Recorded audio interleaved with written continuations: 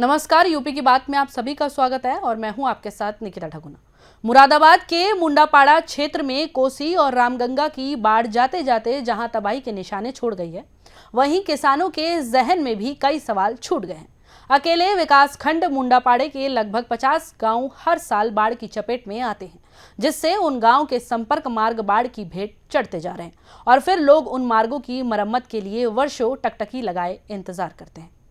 विकासखंड मुंडापाड़े के करीब 50 से ज्यादा गांव ऐसे हैं जिनका मुख्य मार्ग से संपर्क कट चुका है। पिछले महीने हुई भारी बारिश जिसकी मुख्य वजह है पहाड़ों पर लगातार हो रही बारिश के कारण मुरादाबाद की रामगंगा नदी और कोसी नदी का जलस्तर इस कदर बढ़ा कि नदियों के संपर्क में आने वाले गांव इससे बुरी तरह से प्रभावित हो गए। पहले किसानों की फसलें बाढ़ से प्रभावित हुई। अब जब बाढ़ का पानी उतरना शुरू हुआ तो कई गांव की सड़कें गायब हो गई। रनिया ठेर, चकलालपुर, बीरपुर, वरियार, बिसाहत, भजनपुर सहित दर्जनों गांव के लोगों ने अपना दर्द बयां किया। उनका कहना है कि बाढ़ ने उनका पूरा जीवन बर्बाद कर दिया है।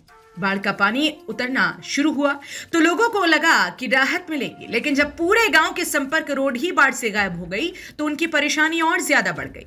अब शहर जाने के लिए कोई भी मार्ग नहीं बचा। खेती पूरी तरह से बर्बाद हो गई। गांव के लोग खाने के लिए भी तरस रहे हैं। इतने खराब स्तर पर सड़कें बनाई गई थी कि बाढ़ग्रस्त गांवों के संपर्क मार्ग बाढ़ को नहीं झेल पाए। मामला ये है कि नदी हमारे बराबर से बह रही है। कौन सी नदी है? रामगंगा। इसे घर पर भी काम कटा दिया, बहुत कटान कर रही है जगह। हमें बहुत परेशानी है इससे। ये देखो तो झोल पोल लगा रहे हैं पर कुछ रुक ना रही है। कितनी दूर होगी घरों से? ये बिल्कुल बराबर से बह रही है। इधर देखो, ये कति बिल्कुल बराबर में है, घरों के बिल्कुल बराबर में थी। किसी से शिकायत करी है इसके बारे में? ये शिकायत साहब डीएम साहब की है और अभी तो सुनवाई कुछ है ना। वो कट्टा लगाने वाले आए तो कट्टा लगाने वाले भाग गए, उनसे कुछ भी ना हुआ। वो जो 2-4 हलोड़ डाल के वो बैग हलोड़ा भी और तमाम कटान हो रहा है। किसानों का कहना है कि आज अगर हमें संपर्क मार्ग की दुविधा झेलनी पड़ रही है तो सिर्फ इसका कारण भ्रष्टाचार है। खराब सामान लगाकर ठेकेदार अधिकारियों से कमीशन खोरी करते हैं और खामियाजा हम जैसे गरीब किसानों को भुगतना पड़ता है। मामला ये है कि साहब हमारे घरों पर रमंगा बह रही है और कई घर 14 घर पहले काट लिए और अब 14 पे ही फिर नंबर है। 14 का तो ढाई पे हैं और हमने जो डीएम साहब से जो शिकायत करी, एप्लीकेशन लगाई और उन्होंने जो कट्टा लगाने वाले भेज दिए, लकड़ी पकड़ी भाई, लकड़ी की झोल लगा के और चले गए। उसमें उन भीतर को एकदम से घुल्लू मार दिया, वो भी सब बह गई। फिर हम 3-4 दिन से इसमें लकड़ी पेल ले हैं और साहब कटान देख लो तुम, तमाम कट रो है और डीएम साहब ने कोई हमारी अब फिर दोबारा सुनवाई ना करी ना बेबी, जो बेभज गए साहब। लिहाजा हम सरकार से जो अनुरोध कर रहे हैं कि हमारे घरों की हिफाजत करें और इसके पानी की जो ढाए हैं, ये पत्थर लगे हैं, पत्थर लगाएं, किसी हुनर से हमारे घर बचा दें।